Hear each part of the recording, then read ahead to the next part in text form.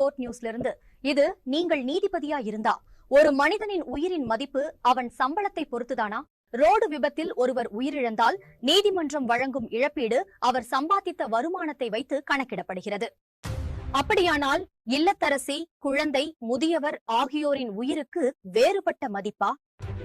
நமது சட்டம் இழப்பீட்டை வருமானம் மற்றும் வயது அடிப்படையில் கணக்கிடுகிறது. ஆனால் அரசியலமைப்பு கூறுவது சட்டத்தின் முன் அனைவரும் சமம். நீங்கள் நீதிபதியா இருந்தா இழப்பீட்டை சம்பளத்தின் அடிப்படையில தான் தீர்மானிப்பீங்களா? அல்ல மனித உயிருக்கு ஒரே மதிப்பா?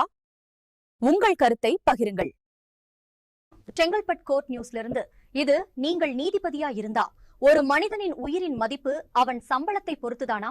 ரோடு விபத்தில் ஒருவர் உயிரிழந்தால் நீதிமன்றம் வழங்கும் இழப்பீடு அவர் சம்பாதித்த வருமானத்தை வைத்து கணக்கிடப்படுகிறது. அப்படியானால் இல்லத்தரசி, குழந்தை, முதியவர் ஆகியோரின் உயிருக்கு வேறுபட்ட மதிப்பா? நமது சட்டம் இழப்பீட்டை வருமானம் மற்றும் வயது அடிப்படையில் கணக்கிடுகிறது. ஆனால் அரசியலமைப்பு கூறுவது சட்டத்தின் முன் அனைவரும் சமம். நீங்கள் நீதிபதியா இருந்தா இழப்பீட்டை சம்பளத்தின் அடிப்படையில தான் தீர்மானிப்பீங்களா? அல்ல மனித உயிருக்கு ஒரே மதிப்பா? உங்கள் கருத்தை பகிருங்கள்.